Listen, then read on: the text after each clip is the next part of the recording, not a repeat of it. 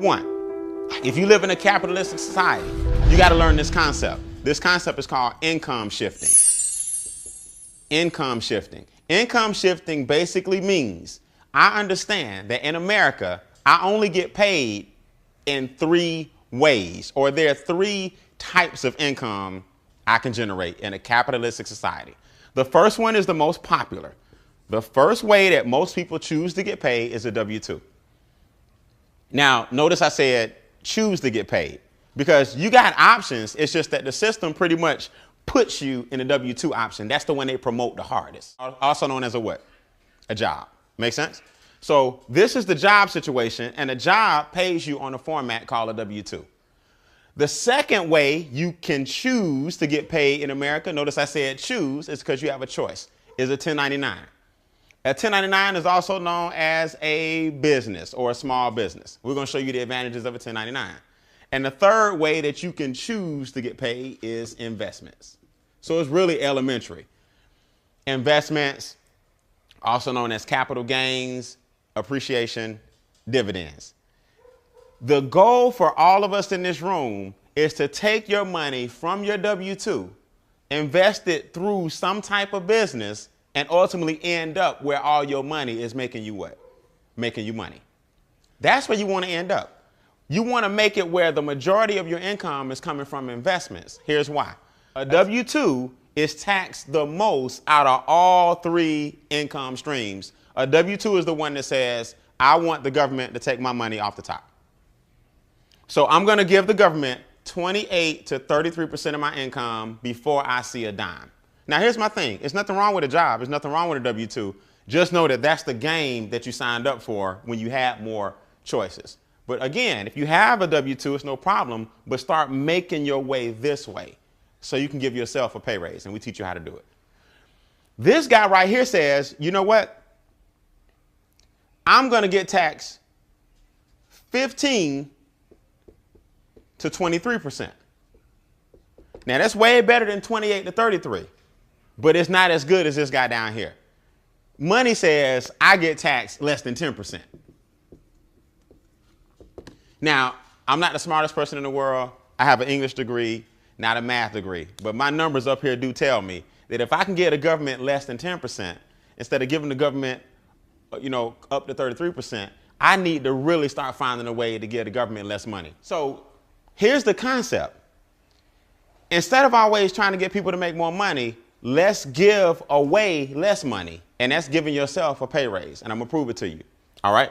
So here's the philosophy. We talked about the 3 avenues of income and about how much they get taxed. Here's the philosophy of each of these different organizations, or each of these different individuals, I should say. I'm sorry. This person says, I'm gonna work. I work.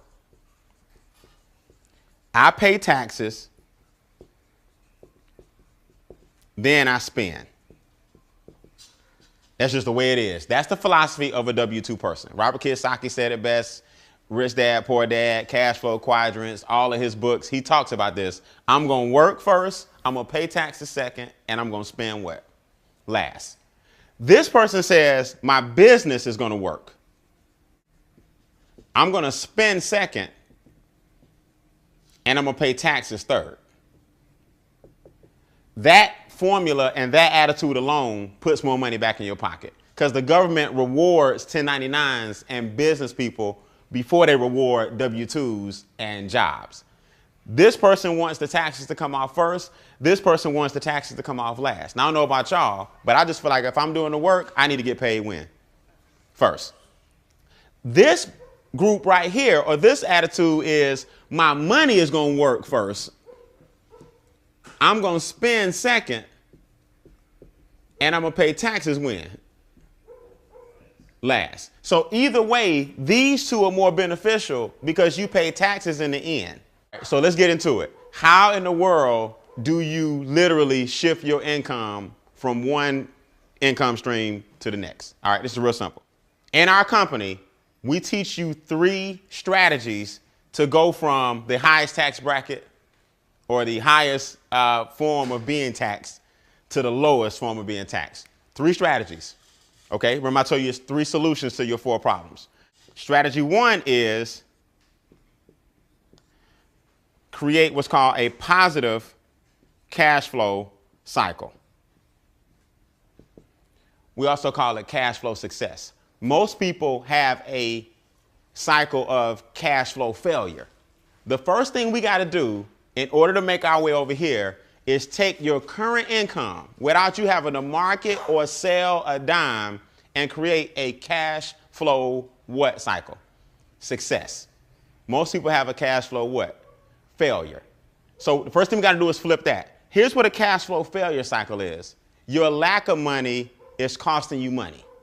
In other words, who can relate to this? Now, just be honest. Either you know somebody or yourself, because I've been there, I've done that.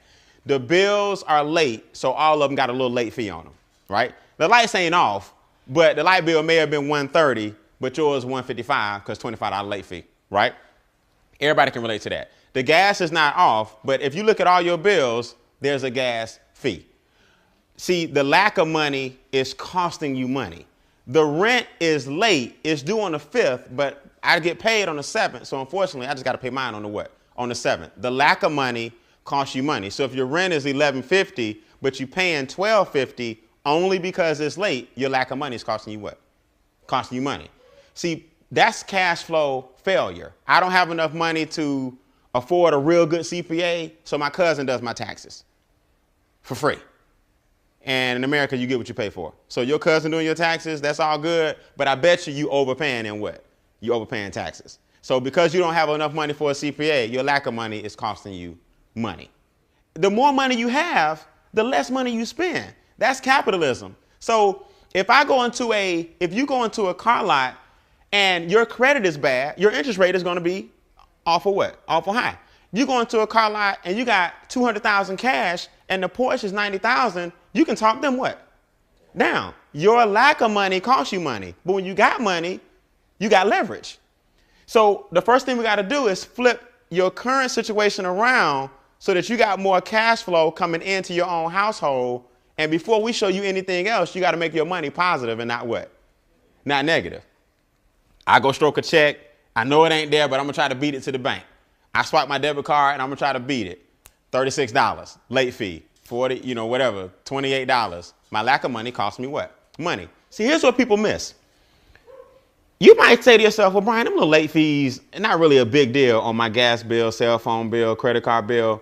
When you add each of those up per month, let's just say it's $50. Multiply that by 12, that's $600. Multiply that by your working years, times 40 years.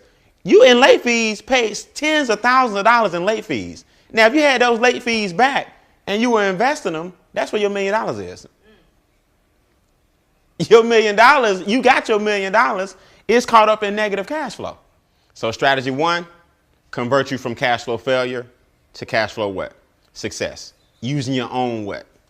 Money. Here's how you do it. Here's the first thing you need to do. The first thing most Americans need to understand is their W-4 is filled out wrong. That's the form you filled out when you first got your job that told the government how much taxes to take out. Most people filled it out so long ago, and human resources really can't help you fill it out. And most people don't understand the W-4 and didn't claim or didn't have enough exemptions and gave the government the majority of their money. Now, if you go to irs.gov on the website, it states most people, which is 114 million Americans, have their form filled out incorrectly. It says they are overpaying taxes on average of $40 a week too much. Now, last time I checked, $40 a week times 4 is $160 per what?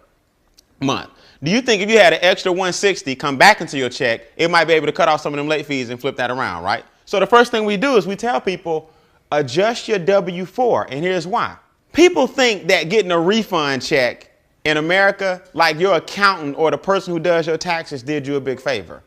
They really didn't. It's called a refund. That means we took all this money out your paycheck. We're going to give it back to you in April after collectively the government went and made a whole bunch of what off our money? They made a whole bunch of money. Now, the government doesn't give you the interest that your money made. They just give you what they took. So last time I checked, I don't know anybody in this room that wouldn't, if you owned a bank, you going to lend me some money and then we just going to break even. That's basically what you're doing on your tax refund. You're giving the government all your money during the year, and then on your refund, you break what? Break even. And then we celebrate like, man, I got $5,000 back. What if you went ahead and just had your $5,000 throughout the year? You probably could have been paying down some of the things that's causing you to be in the negative what?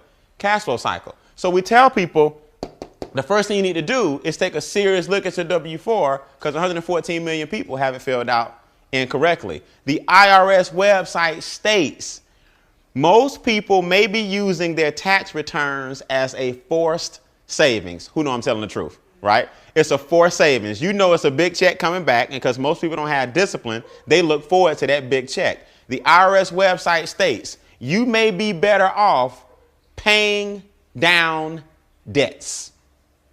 That's on the IRS website. So Uncle Sam is telling you, look, why are you giving all your money to us when you really could be using it during the year to get yourself out of debt? And now you won't get this big refund check in April, but you have money now that you can invest and create a refund retirement account. See the difference?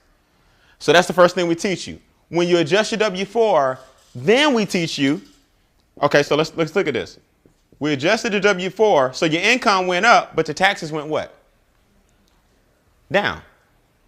Now we teach you how to use the tax money that you were paying and put it on all your extra what? On all your debt. Now your debt is going where? Down. Then we show you how to change your behavior because we have a software where you input all these numbers, real simple, plug and play, and you start seeing the program work. You're like, man, I've been eating out a lot. Man, if I just got rid of this bill, if I just got rid of that bill, I'd have an extra $230 a month. If I wasn't paying so much money over here, I could take that $230 and put it over here. I'm going to show you a true story of how this works. So once your income has an increase, your taxes, debt, and expenses have a decrease, you start flipping your cash flow cycle what? Around. From negative to what? Positive. Give you guys a startling statistic just on this right here alone.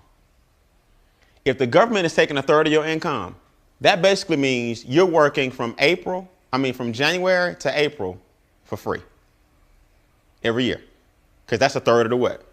Of the year. So if you're giving the government a third of your money, you're also giving them a third of your what? Of your time. So from January to April, you're working for free. From May to August, you work for the banks. Because since the government took your money from January to April, you end up borrowing May to what? August. So now the banks took the other third. You start getting paid in September. So from September, October, November, December, finally you getting paid because that's the third that you got to keep. Now, I don't know about y'all, but I'm not into waking up every day going to work just to pay taxes and keep the system going and going to work just to pay the banks back because I'm borrowing money. And then I struggle on what's left. And guess what? I haven't eaten yet or paid any bills. That's just what's left. Now we got to live off what's left. Let's put some numbers in here. Let's give you a reality check.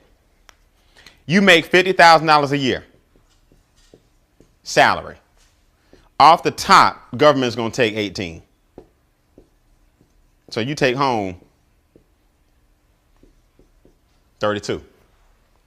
Now, because the government took 18, you go float the rest on a credit card. So you trying to get your 50 back, but you borrowed it. And you know what you borrow, you must pay back. So you gave 18 to the government. You gave another 18 to the banks, but you still feel like because you borrowed it, you feel like you make what? 50. But it's paper money. It ain't real money. It's paper money. So you got to end up giving it back. So in reality, we got to take another 18 off. So now you got to live off 14 off your $50,000 a year job. This is the way it is. So now you got to eat, travel, and do everything else with this. That's why most Americans, when you jump in this game right here, the rat race began the minute you got in. So how do we fix it? Here's what people I'm gonna give you a success story, then I'm gonna tell you how to correct it.